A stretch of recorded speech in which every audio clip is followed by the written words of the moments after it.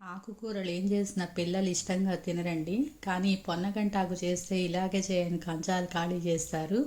నేనైతే ఇలానే చేస్తాను. దీనికోసం 3 కట్టలు పొన్నగంటాకు తీసుకుని దీన్ని శుభ్రంగా ఒలిచిపెట్టుకుని సన్నగా కట్ చేసుకుని కడిగి పక్కన పెట్టుకుందాం. స్టవ్ ఆన్ చేసుకుని పాన్ పెట్టుకుని ఒక 4 స్పూన్లు ఆయిల్ వేసుకుని కొంచెం జీలకర్ర, ఆవాలు, మినప్పప్పు, శనగపప్పు, తాలింపు దినుసులు వేసుకుని ఒక 5-6 వెల్లుల్లి రెప్పలు వేసుకుని 4 పచ్చిమిరపకాయ ముక్కలు, ఒక కప్పు ఉల్లిపాయలు వేసుకుని కొంచెం మగ్గించుకోవాలి. మరీ ఎక్కువ వేగకూడదు, ఉల్లిపాయలు మాడిపోతాయి.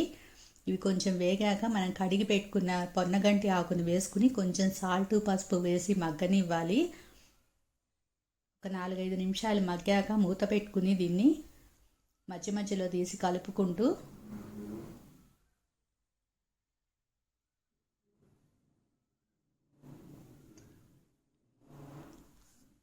స్టవ్ ఆఫ్ చేసుకుని దీనికి సరిపడా కారం వేసుకుని కొంచెం పచ్చి కొబ్బరి చల్లుకుంటే బాగుంటుందండి టేస్ట్.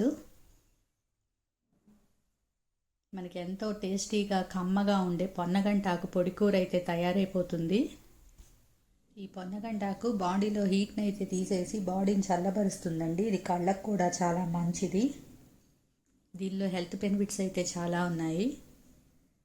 మీరు కూడా తప్పకుండా ట్రై చేయండి.